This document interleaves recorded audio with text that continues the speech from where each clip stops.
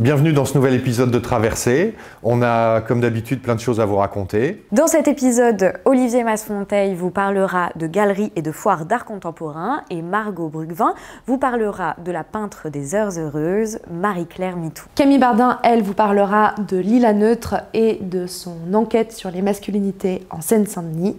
Traversée, c'est parti! Aujourd'hui, je vais vous parler d'un travail que j'ai découvert au printemps dernier lors d'une visite d'atelier à la Fondation Fiminco.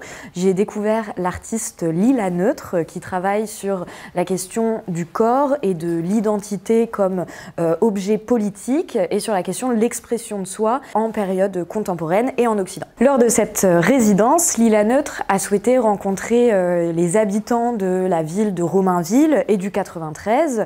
Quand je dis les habitants, c'est pas parce que je commence à employer le masculin comme neutre, mais c'est vraiment parce qu'elle a souhaité uniquement travailler avec des hommes habitant la Seine-Saint-Denis afin de questionner avec eux les questions de masculinité hégémonique, à savoir une masculinité qui ferait foi et vers laquelle il faudrait tendre absolument. La première fois que Lila Neutre m'a parlé de son projet, je vous avoue qu'au début j'ai eu un peu peur parce que si les images peuvent être salvatrices, vous savez qu'elles ont un poids ces images, elles peuvent aussi être créatrices ou même renforcer des oppressions et des stéréotypes.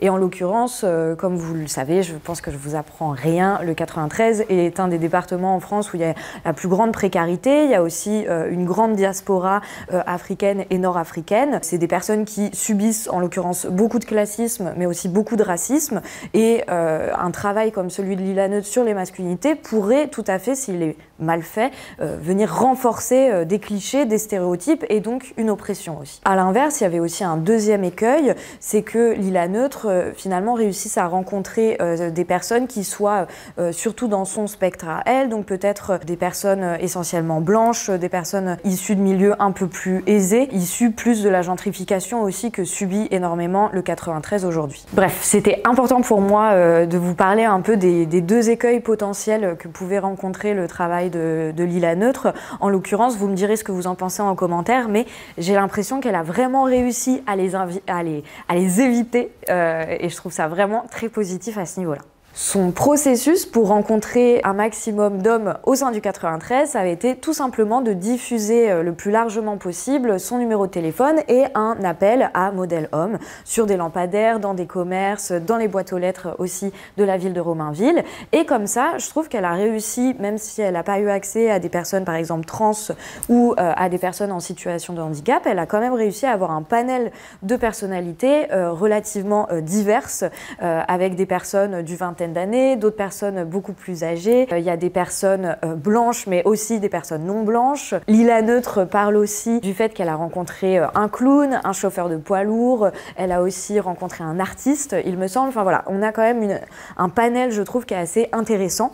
Maintenant qu'elle l'avait, il fallait du coup commencer son processus en 5 étapes. Comme cette chronique ne peut pas durer des heures, je vais vous en citer seulement 3. La première étape s'appelle MD10, moins de 10 secondes, en référence au film Taxi qui fait l'apologie de la vitesse et de la compétition.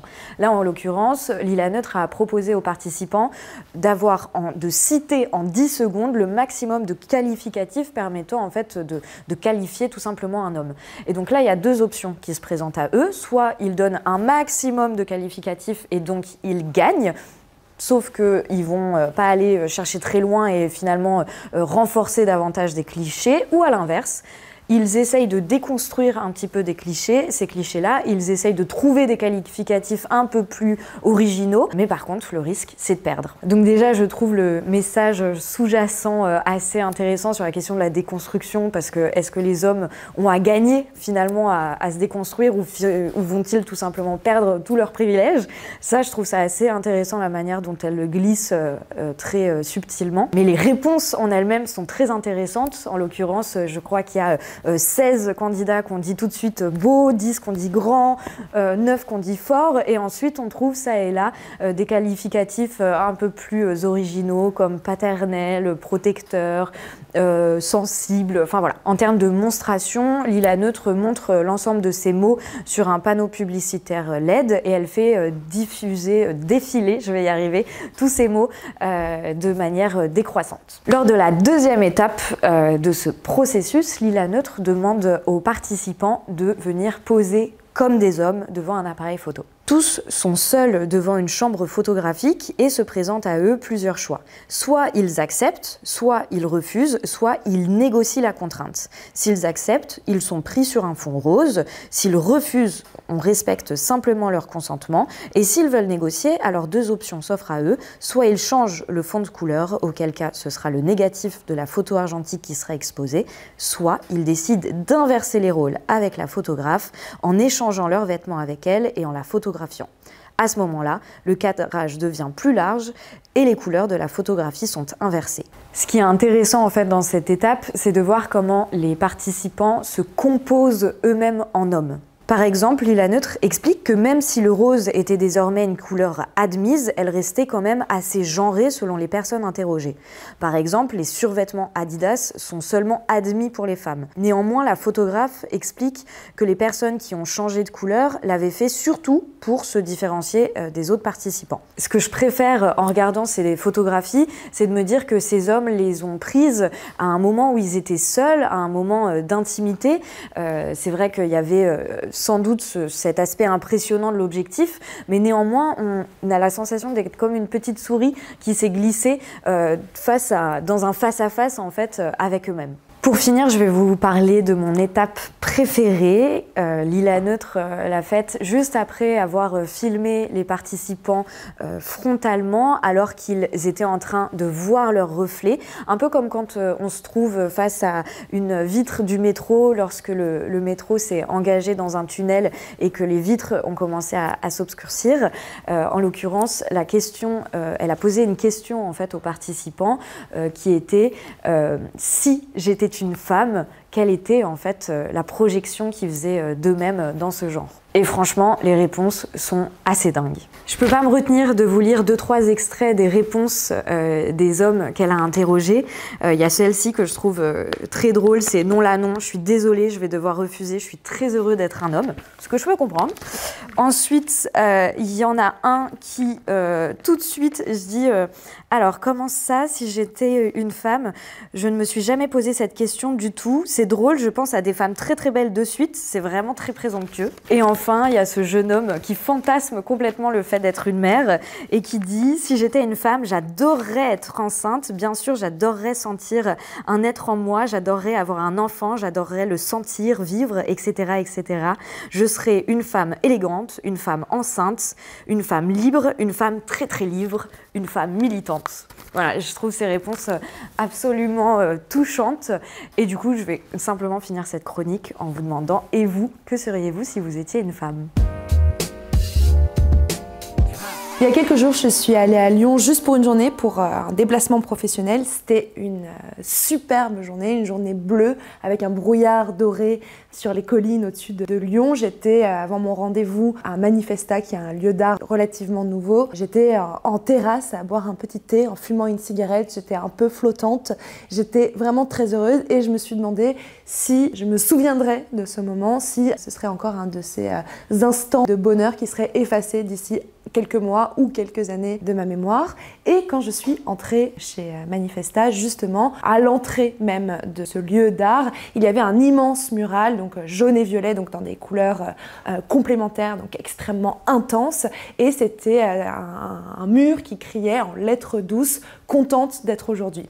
Et effectivement, j'étais contente d'être aujourd'hui, ça a résonné pour moi. Je me suis demandé ce que ça pouvait faire, ce que ça pouvait créer chez des personnes, des visiteurs, des visiteuses qui eux ne seraient pas très contente d'être aujourd'hui. Et j'étais très heureuse que cet artiste que je ne connaissais pas encore ait fait de cette chose presque anodine, de cette petite phrase « contente d'être aujourd'hui », une œuvre si monumentale. Cet artiste que j'ai découvert à ce moment-là, c'est Marie-Claire Mitou, qui est la peintre des Heures Heureuses, la à peindre des instants comme celui que j'avais vécu juste auparavant, des jolis moments dans des journées très intenses, des moments qui aident à traverser la vie, mais que la mémoire ne jugera pas essentiel de conserver et qui s'effaceront petit à petit. Dans les étages de Manifesta, j'ai découvert d'autres œuvres de cet artiste, cette fois-ci des petites œuvres, des petites gouaches en format A4. C'est en fait un projet de très long terme qu'a entrepris Marie-Claire Mitou. Elle consigne de jolis moments qu'elle vit et même si cette démarche peut paraître anecdotique, peut paraître être un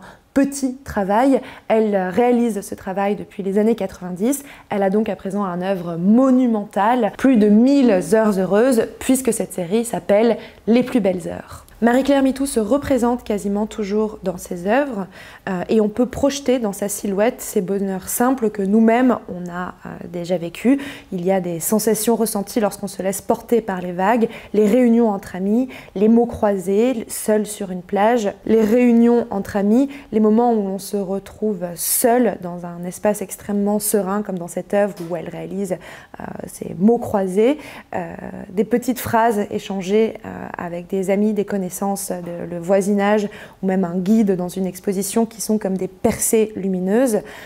On comprend à travers ces œuvres de Marie-Claire Mitou que sa vie n'est pas qu'une succession d'heures heureuses. Dans certaines de ses œuvres, on la voit aux côtés d'une personne dans un hôpital, mais elle souligne dans cette œuvre le moment où elle a aperçu un éclair par la fenêtre et la beauté de cet élément naturel dans l'enceinte de l'hôpital.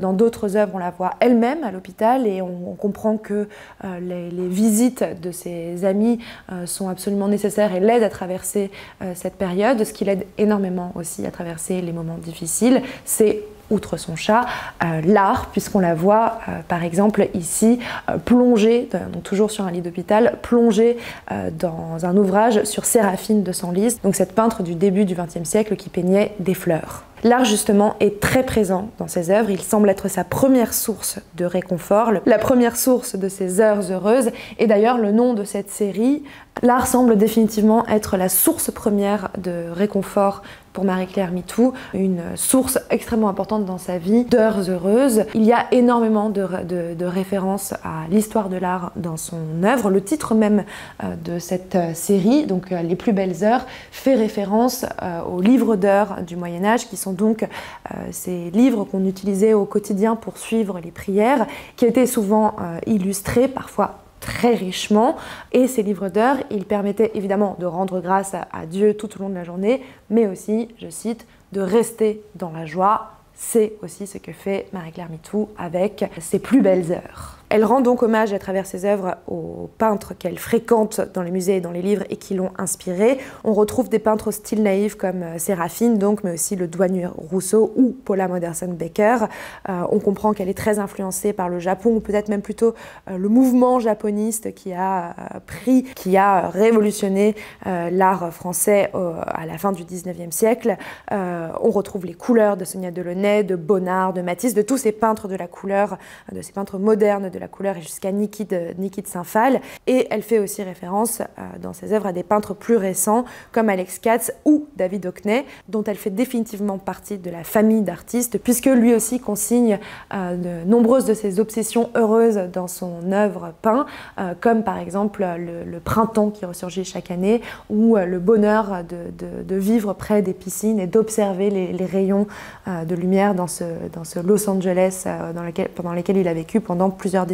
Comme chez Hockney et comme chez les peintres de la modernité, cette peinture du quotidien est un prétexte chez Marie-Claire Mitou pour des expérimentations plastiques, pour des expérimentations de composition, de couleurs et de formes. Mais comme pour Hockney également et comme pour ces peintres de la fin du 19e, du début 20e, l'œuvre de Marie-Claire Mitou est aussi un témoignage de la vie, du mode de vie, des aspirations de toute une époque, de toute une certaine classe sociale, d'un certain groupe de personnes dans une époque. Marie-Claire Mitou est la représentante de cette période en quête de sens, de cette période où on réévalue ce qui fait la richesse de la vie, où on cherche des réponses à la fois peut-être dans le développement personnel dans lequel certaines des œuvres, des œuvres de Marie-Claire Mitou, vers lequel certaines des œuvres de Marie-Claire Mitou semblent parfois pencher, avec par exemple ces mantras, ces intentions qu'elle s'impose, vas-y, lâche prise, qu'elle Elle fait évidemment cela toujours avec beaucoup d'humour. On sent aussi dans son œuvre qu'elle est véritablement dans une quête philosophique. Elle se représente avec des références assez merveilleuses, comme par exemple en train d'écouter un podcast sur France Culture qui s'intitule « Résister en s'émerveillant », que j'ai du coup écouté et que je vous conseille à tous, ou en train de regarder une vidéo de l'activiste indien Satish Kumar. Mais surtout, là où Marie-Claire MeToo semble trouver le plus de réponses, c'est dans l'art. Elle semble considérer l'art, pour paraphraser Matisse, comme l'équivalent pour un esprit torturé, un esprit en quête de sens, comme l'équivalent de ce que serait un bon fauteuil pour un corps harassé, un endroit de réconfort, un endroit de ressourcement. Je vous conseille donc d'aller vous ressourcer dans l'art de Marie-Claire MeToo chez Manifesta si vous êtes à Lyon. Vous pouvez également suivre la galerie qui la défend, la galerie Claire Gasto, qui est basée à Clermont-Ferrand mais qui a maintenant une petite antenne à Paris. Et évidemment, je vous conseille d'aller suivre les belles heures de Marie-Claire MeToo qu'elle partage également sur Instagram. Aujourd'hui, je voulais vous parler des galeries et des foires. Quand sont nées les galeries, on pourrait dire que la galerie est née aussi avec le marchand. Elle est née au moment où on est passé peut-être de la fresque au tableau et que tout d'un coup, un objet a pu être échangeable. Cet objet artistique a eu besoin de marchands. Le métier de galeriste s'est développé au milieu du 19e siècle avec l'avènement de la bourgeoisie qui voulait acquérir des œuvres d'art comme l'avaient fait auparavant le clergé, les puissants et les rois. Et du coup, des marchands se sont lancés dans l'aventure.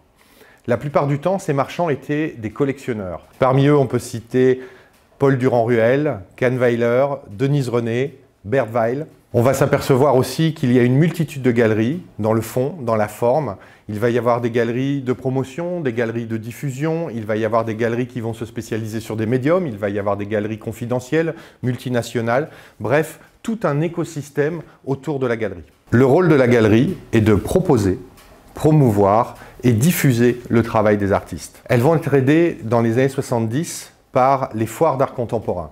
La première va être la foire de Cologne, puis va suivre la FIAC, et d'autres foires vont bientôt prendre le pas. Mais de la même manière que pour un artiste, il est important d'avoir une galerie, on va s'apercevoir qu'il va être important pour les galeries d'être dans les foires. Ceci ne va pas être sans poser certains problèmes économiques, puisque ces foires vont être très coûteuses pour des petites galeries. Les grosses galeries, au contraire, vont s'épanouir dans ce système qui va leur permettre de se mondialiser, de s'internationaliser et de présenter de plus en plus d'œuvres de plus en plus conséquentes. Dans le milieu de l'art, le système économique peut souvent étonner. On a coutume de dire que 50% de la vente revient à l'artiste, 50% revient à la galerie. D'où vient cette répartition des sommes ? On peut imaginer qu'à l'époque où le collectionneur, quelqu'un comme Paul Durand-Ruel, qui achetait les œuvres d'art et qui décidait de les revendre, proposait de les revendre le double du prix. Et certaines galeries, qui plus tard ont décidé de faire la promotion des artistes, n'avaient pas les fonds nécessaires pour acquérir les œuvres, ont proposé aux artistes de les vendre et de récolter la moitié du prix de la vente. Mais toute cette profusion d'art va aussi créer de la confusion. Les foires vont se multiplier, elles vont avoir besoin de plus en plus de galeries, les galeries vont se multiplier et on va avoir une sorte de surenchère dans les années 90 et 2000 de foires d'art contemporain, de galeries qui vont naître et émerger. Et tout ce système économique va finir par être remis en question par l'apparition du numérique. À la fois Internet, mais aussi les réseaux sociaux vont semer le trouble dans toute cette économie de marché. Beaucoup de collectionneurs vont décider de s'adresser directement à des artistes. Les foires vont elles aussi numériser leurs offres et la période Covid va accentuer ce phénomène. On sent aujourd'hui qu'une nouvelle ère est en train d'arriver. Et comme toute nouvelle ère, il y a souvent ces moments qui cristallisent. On pourrait parler de ce moment où on pensait que Bissière allait gagner à la Biennale de Venise et c'est Rauschenberg qui gagne. Il se trouve qu'aujourd'hui, la FIAC va céder la place à Art Basel à Paris et on pourrait penser que ce moment est un moment clé de cette révolution qui est en marche, à la fois avec la numérisation du monde accentuée par le Covid, la réapparition des NFT aussi, dont on parlera sûrement dans un prochain épisode, mais on pense que cet événement va aussi créer des disparités entre les pays, les galeries, les villes. Le sujet d'inquiétude aujourd'hui porte beaucoup sur les galeries. Est-ce que ces galeries qui étaient à la FIAC vont être à Art Basel aujourd'hui? On peut conclure de cet événement deux analyses complètement contradictoires. Paris va-t-elle reprendre sa place centrale qu'elle occupait au début du XXe siècle? Ou au contraire, est-ce que ça marquera une perte d'influence dans l'écosystème et dans le milieu de l'art aujourd'hui? Merci d'avoir suivi cet épisode de Traversée. N'hésitez pas à le partager. On est vraiment ravis d'avoir tous vos commentaires sur chacune de nos diffusions. Et à bientôt pour un prochain épisode de Traversée.